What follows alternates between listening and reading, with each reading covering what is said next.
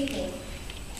When the magnitude 9.0 earthquake struck on March 11, 2011, around 2:46 p.m., Sunny Suzuki and her husband were outside a mall parking lot area in Nasu, Tochigi, Japan.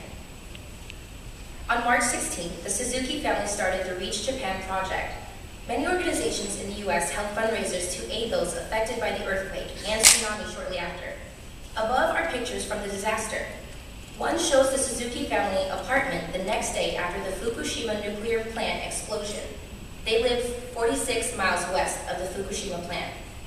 When Sunny and her family landed in Seattle, they decided to gather a 20-foot container of relief goods to send to their local town in Japan.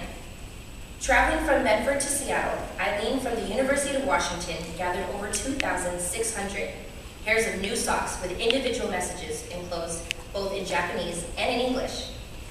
There was a Jazz for Japan event in Southern Oregon raising $4,000 to go towards continuing the project.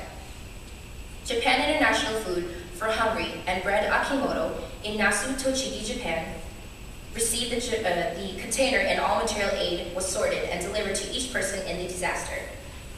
I wanted to help so badly, and when they had explained that they were hosting a fundraiser called Lights on Japan, I wanted to help. I ended up on stage as a performer.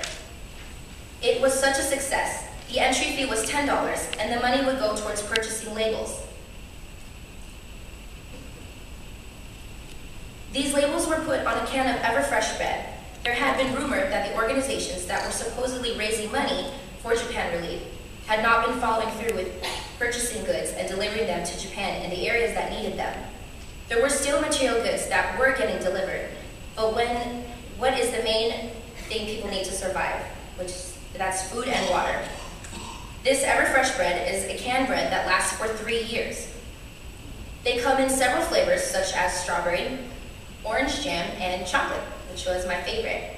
At the event, I tried the bread for the first time, and it actually tastes just like a Twinkie. On the canned bread would be our very own special Lights on Japan label with a picture of a light bulb and a space next to it where the guests to our fundraiser could write a personal message to someone in Japan.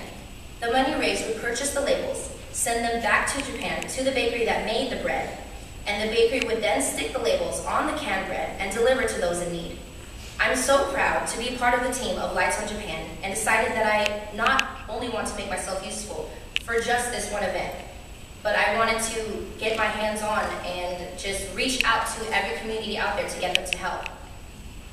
The Lights on Japan raised $1,540 that day. June 12th was a beautiful day because of the success.